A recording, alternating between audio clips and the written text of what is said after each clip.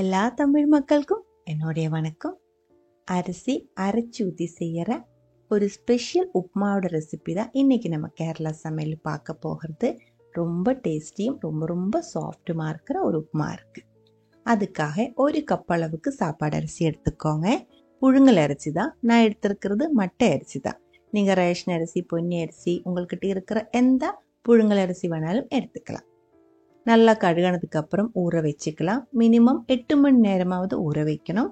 Night ஃபுல்லாக ஊற வச்சு காலையில் அரைச்சி எடுத்து செஞ்சாலும் போதும். தண்ணி ஃபுல்லாக வடிகட்டி எடுத்ததுக்கு அப்புறம் நம்ம இதை அரைக்க போகிறேன்.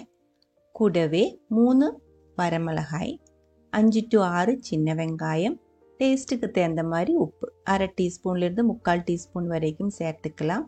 உப்பு இதுக்கப்புறம் சேர்க்க முடியாது, அரைக்கும் போதே சேர்த்துக்கோங்க. 1/4 கப் அளவுக்கு தேங்காய், கொஞ்சமாக கறிவேப்பிலை. தேங்காய் ஆப்ஷனல் தான், உங்களுக்கு பிடிக்கல அப்படின்னா தேங்காய் இல்லாமையும் அரைச்சி எடுத்துக்கலாம். எல்லாமே மிக்சி ஜாருக்குள்ளே மாற்றி இருக்குது. 1 கப்பிலிருந்து 1.25 கப்பு வரைக்கும் தண்ணி ஊற்றி முக்கால்வாசி அரைச்செடுக்கணும். ரொம்ப நைஸாக அரைக்கக்கூடாது, முக்கால்வாசி தான் அரைக்கணும்.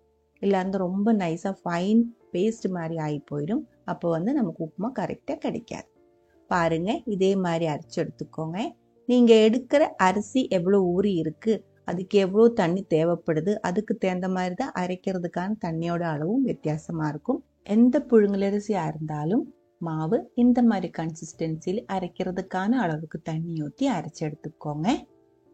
உப்புமா செய்ய ஆரம்பிச்சுக்கலாம். கடாய்க்குள்ள 2 டேபிள் ஸ்பூன் அளவுக்கு எண்ணெய் ஊற்றி இருக்கு. கொஞ்சம் கட்டியாக இருக்கிற, அடி கட்டியாக இருக்கிற பாத்திரம் எடுத்துக்கோங்க. நான்ஸ்டிக்காக இருந்தாலும் பரவாயில்ல, அடி கட்டியாக இருக்கிற எந்த பாத்திரம் வேணாலும் எடுத்துக்கலாம். 1 டீஸ்பூன் அளவுக்கு கடுகு, 1 டீஸ்பூன் அளவுக்கு உளுந்தம்பருப்பு கூடவே 2-3 வரமிளகாய், கொஞ்சமாக கறிவேப்பிலை, இவ்வளோ சேர்த்து நல்லா வறுத்துக்கோங்க.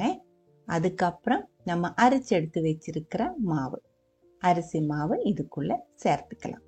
தீ கம்மி பண்ணி வச்சுக்கோங்க, ரொம்ப கம்மி பண்ணி வச்சுக்கோங்க. அதுக்கப்புறம் மாவு இதே மாதிரி அமர்த்தி விட்டுக்கோங்க. இப்போ மிக்ஸ் பண்ண வேண்டியதில் மாவு ஊற்றி மேலே நல்லா அமுத்தி விட்ட மட்டும் போதும். லோ ஃப்ளேமில் நம்ம இது மூடி வச்சுக்கலாம். 10 நிமிஷம் அப்படியே இருக்கட்டும்.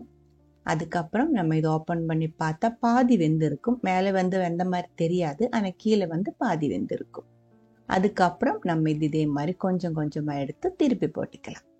தீ கம்மி பண்ணி தான் வச்சிருக்கு. எந்த டைமுமே தீ அதிகமாக வைக்கக்கூடாது, அடி பிடிச்சிடும். எடுக்கிற பாத்திரம் நான்ஸ்டிக்காக இருக்கிறதுக்கு பார்த்துக்கோங்க. இல்லை அந்த அடி கட்டியாக இருக்கிற, நல்ல கட்டியாக இருக்கிற பாத்திரம் எடுத்தாலும் போதும். அரிசி மாவு ஃபுல்லாக இதே மாதிரி திருப்பி போட்டதுக்கு அப்புறம் லோ ஃப்ளேமில் மறுபடியும் நம்ம ஒரு 5 to 6 நிமிஷம் மூடி வச்சுக்கலாம். அதுக்குள்ளே இது முக்கால்வாசி நல்லா வெந்திருக்கும். அதுக்கப்புறம் ஓப்பன் பண்ணிடுங்க. மெதுவாக மிக்ஸ் பண்ணிடலாம். தீ ஆஃப் பண்ணக்கூடாது. மெதுவாக இதே மாதிரி மிக்ஸ் பண்ணிகிட்டே இருக்கும்போது உதிரி உதிரியாக வந்துடும். சில பேருக்கு உப்புமா கொஞ்சம் ஈரமாக இருக்கிறதா பிடிக்கும், சில பேருக்கு நல்லா ட்ரையாக இருக்கிறதா பிடிக்கும். உங்களுக்கு எந்த அளவுக்கு ட்ரையாக இருக்கிறது பிடிக்குமோ அது வரைக்கும் இது இதே மாதிரி கிளறி விட்டுருங்க. அப்போ இதே மாதிரி உதிரி உதிரியாக வந்துடும். இது கூட நான் இஞ்சி, கொத்தமல்லி எல்லாம் எதுவுமே சேர்க்கலை. உங்களுக்கு இஞ்சியோட ஃப்ளேவர் பிடிக்கும் அப்படின்னா அரைக்கும்போது ஒரு சின்ன பீஸ் இஞ்சி கூடி சேர்த்து அரைச்சிக்கலாம்.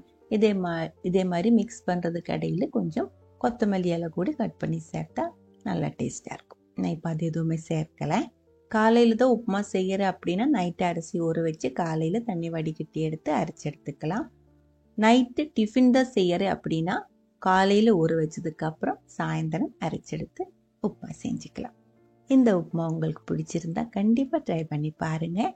அதுக்கப்புறம் உங்களோட கமெண்ட்ஸ் எல்லாம் சொல்லிடுங்க. இந்த சமையல் பிடிக்கிற ஃப்ரெண்ட்ஸுக்கு மறக்காமல் ஷேர் பண்ணி விட்டுக்கோங்க. நீங்கள் இது வரைக்கும் நம்ம சேனலுக்கு கொடுத்துட்ருக்கிற சப்போர்ட்டுக்கு ரொம்ப ரொம்ப நன்றி. உடனே பார்க்கலாம் இன்னொரு ரெசிபியோட. அது வரைக்கும் வணக்கம்.